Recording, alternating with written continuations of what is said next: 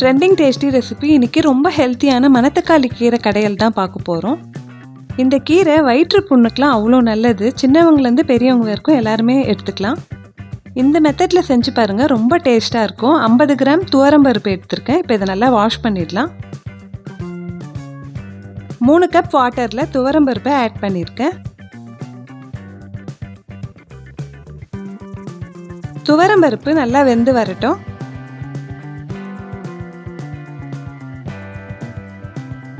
பருப்பு நல்லா வெந்து வந்துடுச்சு. இப்போ மணத்தக்காளி கீரை கடையல் எப்படி செய்யுதுன்னு பார்க்கலாம். 6 பல் பூண்டு ஆட் பண்ணிக்கிறேன். 1 வெங்காயம் குட்டி குட்டியாக கட் பண்ணி சேர்த்துக்கிறேன்.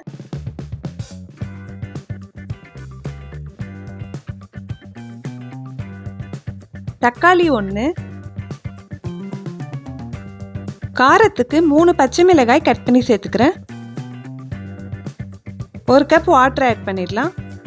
தேவையான அளவு கல்லுப்பு. நல்லா வாஷ் பண்ணி வச்சிருக்க மணத்தக்காளி கீரையை ஆட் பண்ணிக்கிறேன். மணத்தக்காளி கீரையில் குட்டி குட்டியாக ஒரு காய் வரும், அதையும் நம்ம இதோட ஆட் பண்ணிக்கலாம்.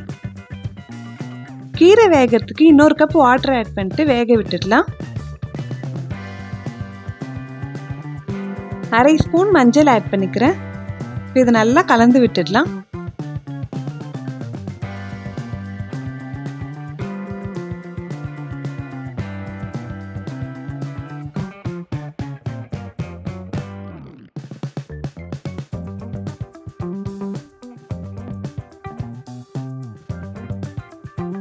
வெந்து வரட்டும், க்ளோஸ் பண்ணிடுறேன்.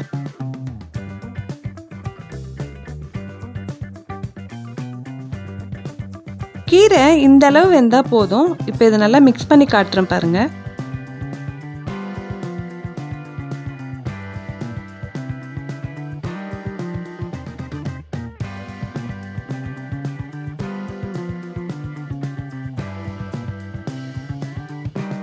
இந்த அளவுக்கு வெந்ததுக்கு அப்புறமா கேஸ் ஆஃப் பண்ணிடுறேன். இது நல்லா ஆறட்டும்.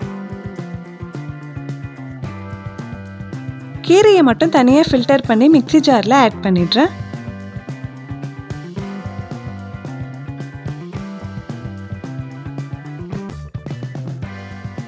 இதை நல்லா கிரைண்ட் பண்ணி எடுத்துக்கிறேன்.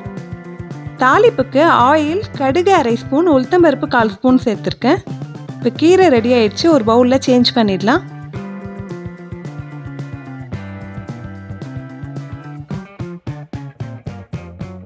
மீதி இருக்கிற கீரையும் இதே மாதிரி கிரைண்ட் பண்ணி எடுத்துக்கிறேன்.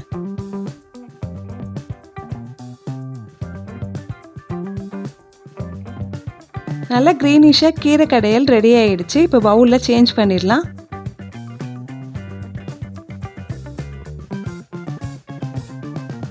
ரெடி பண்ணி வச்சிருக்க தாளிப்பை ஆட் பண்ணிடுறேன். இந்த மெத்தடில் ட்ரை பண்ணி பாருங்கள். வீட்டில் எல்லாருமே லைக் பண்ணி சாப்பிடுவாங்க.